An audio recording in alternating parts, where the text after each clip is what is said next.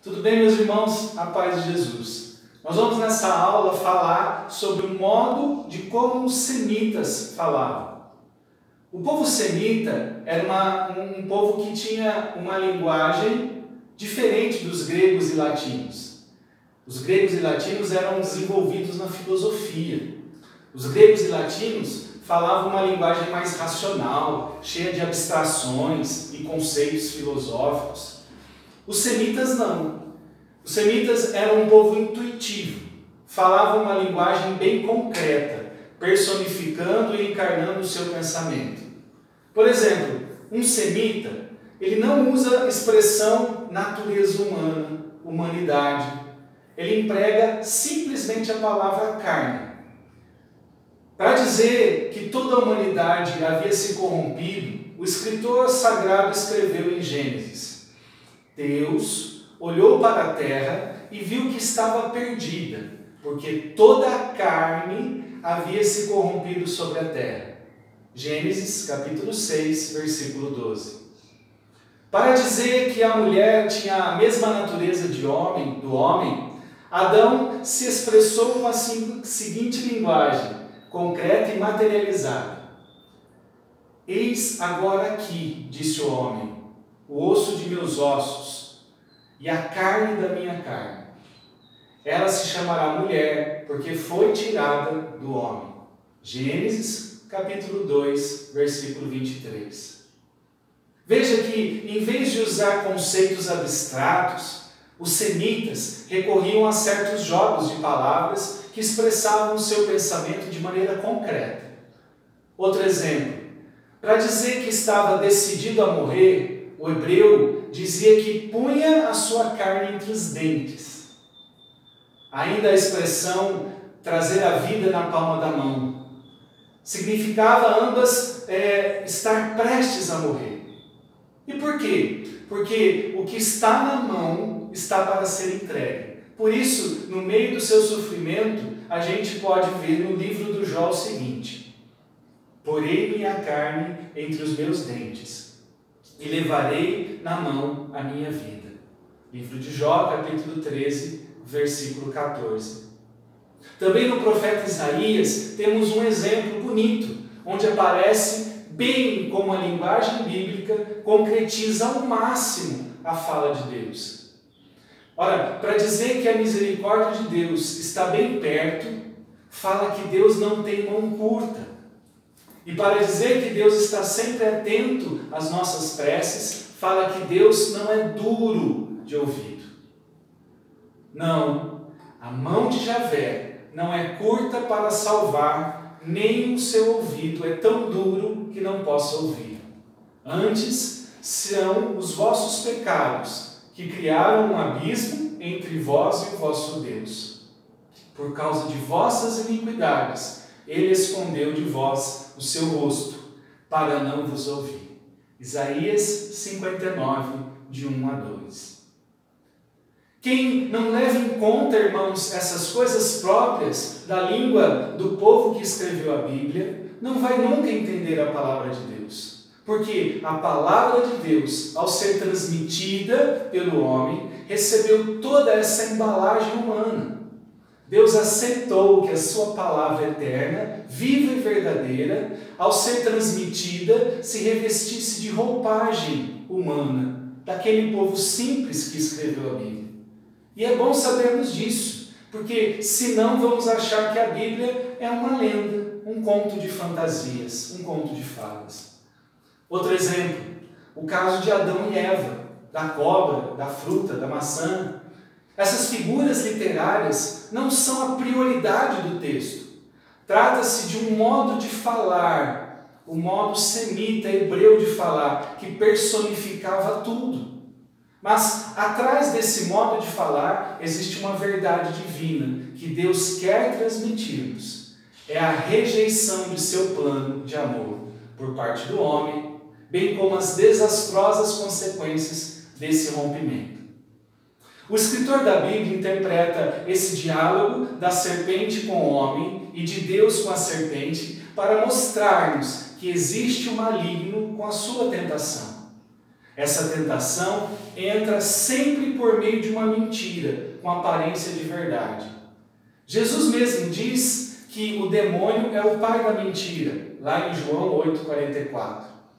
Quando o escritor da Bíblia diz que Adão e Eva abriram os olhos e viram que estavam nus, ele quer dizer que eles viram a sua triste realidade de ter pecado.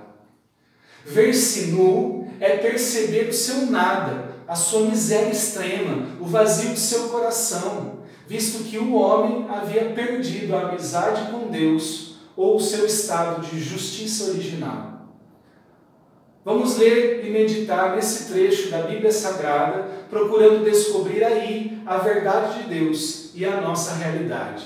Pois aquele Adão e aquela Eva somos nós mesmos que vivemos hoje. Então convido você a pegar na sua palavra, na sua Bíblia aí, Gênesis capítulo 3, do versículo 1 a 13, para você estudar essa linda história. Também é preciso entendermos, irmãos, que algumas palavras do povo hebreu, do povo semita, vêm nos fazer entender melhor. Por exemplo, os termos hebraísmos e também a palavra irmãos costuma nos dar muito questionamento. Ora, os orientais gostavam muito de falar em provérbios. Por isso, frequentemente estavam recorrendo a hipérboles. Nossa, mas o que é isso? Hipérboles são expressões que exageram a verdade. Exageram a verdade aumentando ou diminuindo, mas sempre tem um propósito, porque era um modo muito a gosto dos semitas. Por exemplo, querendo falar da grande dificuldade que um rico encontra para entrar no seu reino, Jesus disse no Evangelho: é mais fácil um camelo passar pelo buraco da agulha do que um rico entrar no reino de Deus. Está lá em Mateus 19, 24. Nós também, quantas expressões usamos ainda hoje, semelhantes a essas? Expressões proverbiais, como por exemplo, a corda sempre arrebenta para o lado mais fraco, o mar não está para peixe, a mentira tem pernas curtas, ou a vaca vai para o brejo, água mole em pedra dura, tanto bate até que fura, Quantas expressões nós falamos e não temos problemas nenhum em identificá-las. Não temos problema nenhum, vi outra aqui, a cada macaco no seu galho. Quantas expressões que fazem parte do nosso idioma, faz parte da nossa língua, e a gente entende muito bem. Contudo, o povo hebreu, o povo da Bíblia, tinha suas próprias expressões, que nós não podemos interpretar na nossa língua, no nosso idioma. Outra coisa, para entendermos também a Bíblia, precisamos estar atentos aos hebraísmos. O que é isso? Hebraísmos são certas expressões próprias da língua hebraica e não tem tradução em outras línguas. Por exemplo, para dizer que alguém ama uma pessoa mais do que a outra, às vezes se diz na Bíblia que alguém ama uma pessoa e odeia a outra. Era um modo de falar, chamando a atenção do ouvinte, daquele que estava lendo, chamando a atenção dele por um contraste. Tanto é que assim diz Jesus no Evangelho também: se alguém vem a mim e não odeia o pai e a mãe, mulher, filhos, irmãos, irmãs e até a própria vida, não pode ser meu discípulo. Ora, será que Jesus quer ensinar a nós a odiarmos o pai e a mãe? De maneira alguma. Examinando o contexto de todo o Evangelho, nós vemos claramente que jamais Jesus quis ensinar-nos a odiar. Muito pelo contrário, ele mandou amar até os próprios inimigos e querer bem os que nos tratam mal.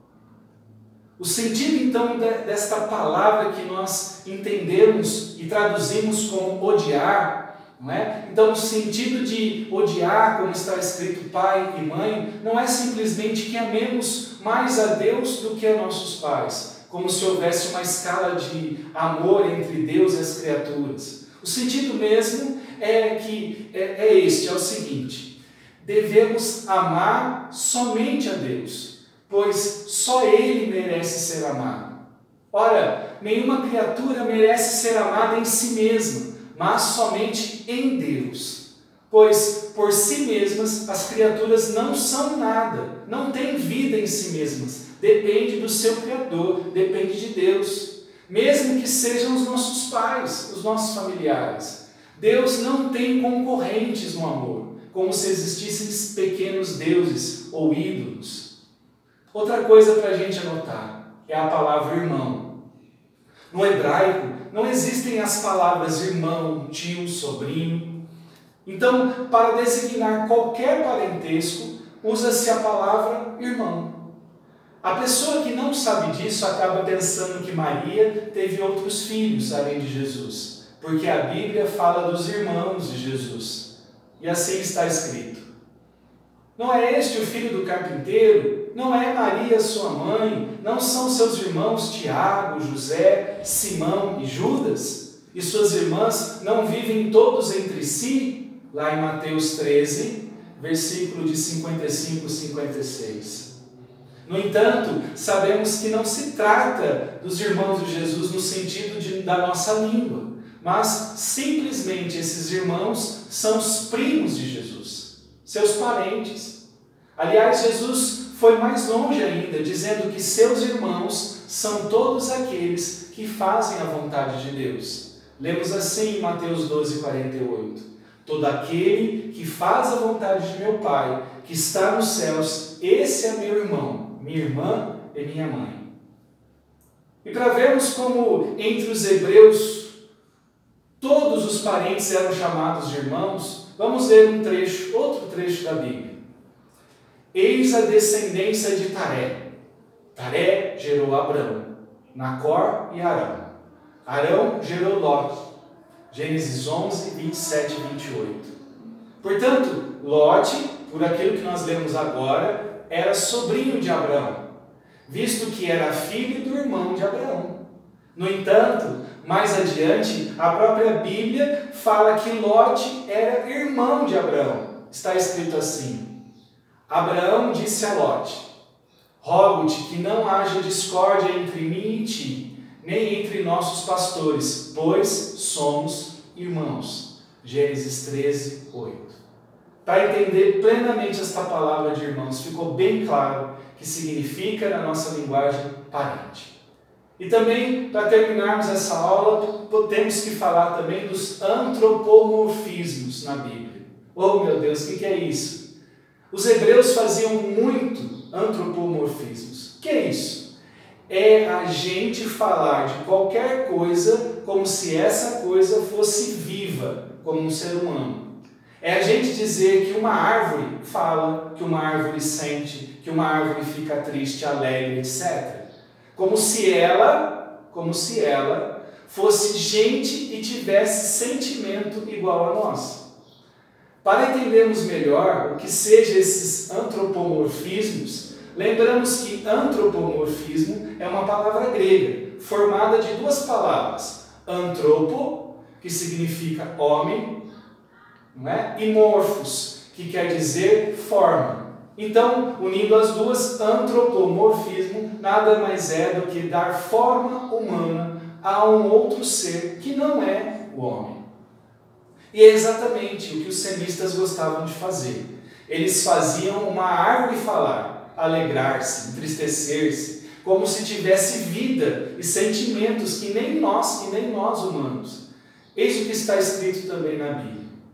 Que o céu se alegre, que a terra exulte, estronde o mar e que ele o contém, que festeja o campo a tudo que nele existe, as árvores da floresta gritem de alegria. Salmo 95, 96, do 11 ao 12. Louvai a Deus, sol e lua, louvai os astros reluzentes. Salmo 48, 3. Mas os antropomorfismos mais comuns na Bíblia são os referentes a Deus, para mostrar que Javé era um Deus pessoal, vivo e atuante no meio de seu povo, o povo hebreu. Então, o povo falava dele como se ele, Deus, tivesse olhos, boca, nariz, pernas, sentimentos como nós. É uma espécie de oposição aos ídolos pagãos, que eram deuses falsos. Ou seja, deuses que não falavam, não viam, não ouviam, não agiam. Estavam longe e eram inertes. Falando deles, assim escreveu o salmista: tem boca, mas não falam. Tem olhos, mas não veem. Tem ouvidos, mas não ouvem. Tem nariz, mas não podem cheirar. Tem mãos, mas não apalpam. Tem pés, mas não andam. Sua garganta não emite som. Salmo 115, 13 a 15. O Salmo 17 também mostra-nos como o verdadeiro Deus é. Escuta o grito do seu povo e vem em socorro de Israel. Faz a terra tremer e sacode o mar. Por isso salva teu povo, pois é um Deus vivo, bom e poderoso, que está ao mesmo tempo acima dos céus e junto do seu povo. Para criar o mundo, Javé vai dando ordens e as coisas vão acontecendo. Deus disse: haja luz, e houve luz. Gênesis 1:3. Na linguagem dos semitas, Deus anda, Deus conversa com o homem. Eis o que está escrito após o pecado de Adão e Eva. Eles ouviram os passos de Deus que passeava no jardim à brisa do dia. E o homem e a sua mulher esconderam-se da presença de Deus entre as árvores do jardim.